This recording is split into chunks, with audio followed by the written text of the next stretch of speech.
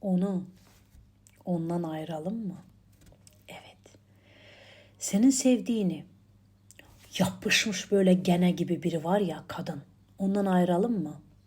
Unutmayın ki genel bir ritüeldir. Bu şahsen ritüel değil. Arkadaşlar, ritüelle büyünün farkı nedir? Anlatıyorum. Büyü böyle bir şey ki büyüye para veriyorsun. Şahsen senin için yapılıyor. Ama bu genel yapılıyor. Artık kimse bunu doğru yapabilirse ya da sadece videonu düzgün izlerse, para da vermemişsin ya, karşılık vermiyorsun. Olmama ihtimali %99'dur. 99,9. Bir kısmet bahtın getirirse bu ritüel sende olur. Bunun olması için de para vermediğiniz için mutlaka beğeni yapıp mutlaka yorum yapmanız lazım. Kimi kimden ayırıyorsunuzsa onların baş harflerini mutlaka, isterseniz yapın isterseniz yapmayın, sizde olmayacak. Yapsanız belki bir ihtimal olabilir. Yok, bu da sizde kendisini göstermişse bunun için beni arıyorsunuz. Nazlı abla, ben falan kesi falan kesten ayırmak istiyorum. Büyü yaptırmak istiyorum. Mesela ritüel şeklinde var, biraz daha ucuzu, bir de pahalısı var. İki vudu bebeği birbirinden düşman edip ayırma. Çoktur ayırma işlemleri. Bunun için beni arıyorsunuz. Fiyatlarım yüksektir, ona göre gelin. Öyle zamanda yaşayırıq ki. Ben 2 gün bundan önce markete girmişim. Vallahi billahi hiçbir şey almadım. 15.000 TL ödedim çıktım.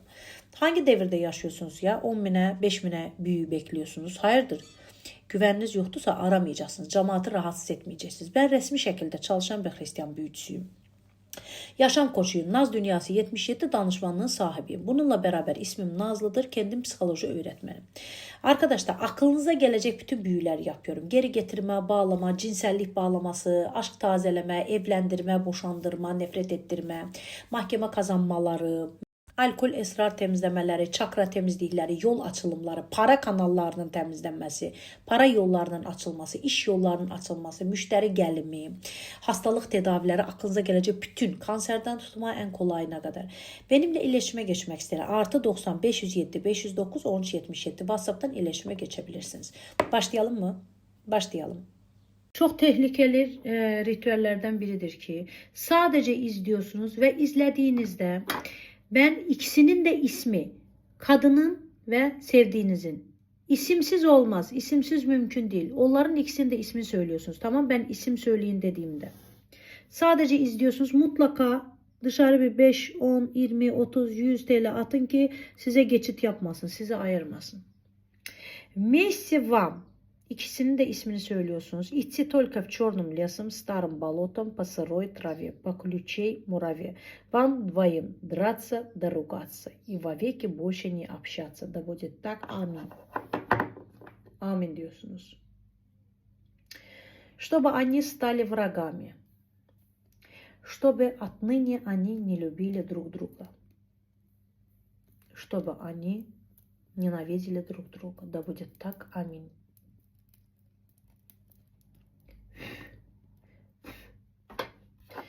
Вместе вам. İkisinin ismini söylüyorsunuz. Идти только черным лесом, старым болотом, по сырой траве, по ключей мураве. Вам двоим драться да ругаться и вовеки больше не общаться. Да будет так. Аминь. Amin diyorsunuz.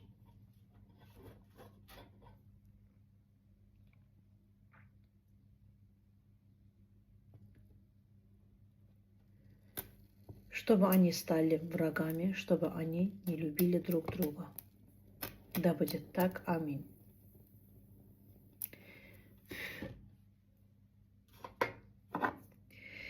Вместе вам. İkisinin ismini söylüyorsunuz. Идти только черным лесом и старым болотом, по сырой траве, по ключой мураве. Вам двоим драться и да ругаться, и вовеки больше не общаться. Да будет так. Аминь.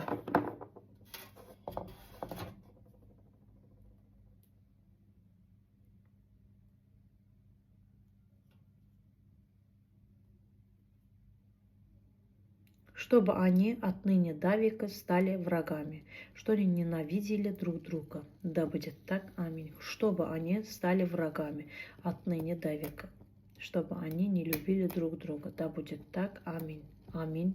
Аминь. Да будет так. Аминь. Аминь. Аминь. Да будет так. Аминь. Аминь. Аминь. Bu ritüel çok tehlikeli bir ritüeldir ki size geçme ihtimali çok büyüktür. Biraz önce de söyledim. Ona göre odada çocuk, hiç kimse yakınlardan olmasın. Yalnız başına karanlıkta izliyorsunuz. Arkadaşlar bu ritüeli yapamıyorsunuzsa aslında normalde yapabilirseniz çok güzel de ayırır. Yapamıyorsunuzsa beni arıyorsunuz. Öğreşmişsiniz de beleşe. Beleş gönderiyorum. Yapamıyorsunuzsa bunun için ben varım. 507 509 1377 artı 90. 507 509 1377. Üste gel artı demek. Başka ritüellerde görüşmeyiz.